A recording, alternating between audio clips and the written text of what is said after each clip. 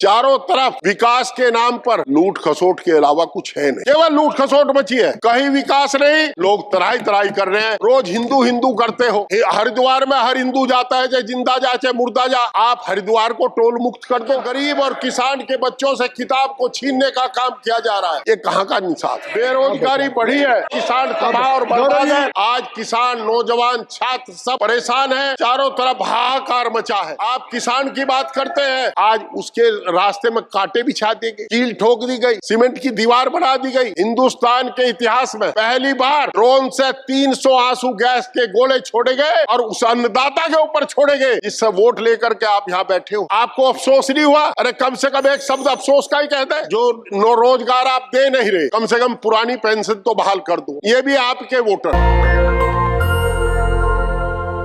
हरेंद्र मलिक जी, श्री हरेंद्र मलिक जी, श्री हरेंद्र मलिक जी। मानवर सदन व्यवस्थित तो हो। आप चलिए। मानवर आपकी बात रिकॉर्ड में जा रही है, श्री हरेंद्र मलिक। मानवर किसान के मामले में जो बात कह रहे हैं, किसान को ना खाद सब्सिडी मिल रही है। जो किसान शहीद हुए थे आंदोलन में, उनके परिवारों को आर्थिक सहायता आज तक नहीं दी गई और बजट में उसका कोई प्रावधान भी नहीं है। नौजवान बेरोजगार हैं, 30 लाख पद केंद्र सरकार के खाली पड़े हैं, उन पर नौकरी देने की बात नहीं कर रहे। पढ़ाई महंगी हो चुकी है। मेडिकल की पढ़ाई आज गरीब का बच्चा नहीं कर सकता। इंजीनियरिंग की पढ़ाई गरीब का बच्चा नहीं कर सकता।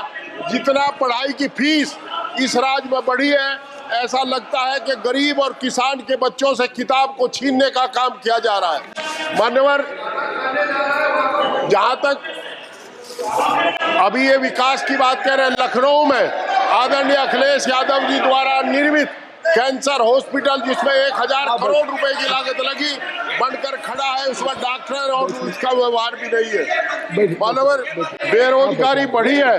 एमएसपी लागू करने का वादा करके सरकार मुकर गई। एमएसपी लागू नहीं की गई। किसान तबाह और बर्बाद है, नौजवान तबाह और बर्बाद है। हमारी उम्मीद थी कि ये अग्निवीर को 4 साल की बजाय 20 साल 25 साल सर्विस का मौका देंगे, परंतु इस बजट में इन्होंने ऐसा भी नहीं किया। आज किसान, नौजवान, छात्र सब परेशान हैं। चारों तरफ हाहाकार मचा है। आप किसान की बात करते हैं, 6000 रुपए किसान को देते हो। 6000 रुपए में 2 कट्टे डीएपी के आते हैं। आज की तारीख में 2-3 कट्टे, 3 कट्टे क्या करेगा 6000 रुपए लेकर के किसान? ट्रैक्टर पर आपने हमें उम्मीद थी कि ट्रैक्टर पर जीएसटी खत्म करेंगे, एग्रीकल्चर इंप्लीमेंट्स पर जीएसटी खत्म करेंगे, परंतु बजट में ऐसा कोई प्रावधान नहीं है। मैं आपके माध्यम से सरकार से अनुरोध करता हूं कि एक तो किसान के ट्रैक्टर से 10 साल की 15 साल की सीमा हटा दी जाए। दूसरा, ये इसके ऊपर जो जीएसटी है एग्रीकल्चर इंप्लीमेंट्स पर, और जीएसटी खत्म कर दी जाए। आपका चाहे पंप सेट हो, चाहे इलेक्ट्रिक मोटर हो, चाहे ट्रैक्टर हो, चाहे ट्रैक्टर टायर हो, चाहे ट्रैक्टर पार्ट हो। मान्यवर, मेरा अनुरोध ये भी है कि जो पढ़ाई को किताब छीनने का काम जो इन्होंने किया है, उसको ये फीस जो बढ़ाई है, आज एमबीबीएस 1 करोड़ रुपए से कम में नहीं हो सकता। वो फीस बढ़ा करके इन्होंने गरीब के बच्चे को पढ़ने से महरूम किया है। मान्यवर, जो रोजगार आप दे नहीं रहे, कम से कम पुरानी पेंशन तो बहाल कर दो। ये भी आपके वोटर है। पुरानी पेंशन बहाल करने का काम करें, ऐसा मेरा अनुरोध है।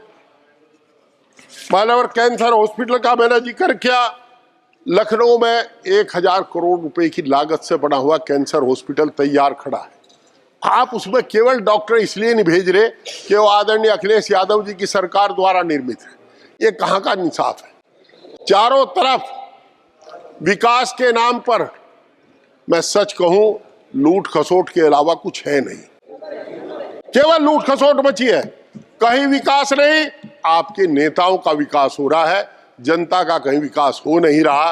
लोग तराई तराई कर रहे हैं। रोज हिंदू हिंदू करते हो। हरिद्वार में हर हिंदू जाता है, चाहे जिंदा जा चाहे मुर्दा जा। आप हरिद्वार को टोल मुक्त कर दो। जो हरिद्वार को रोड जाती है उस पर टोल ना लगाओ।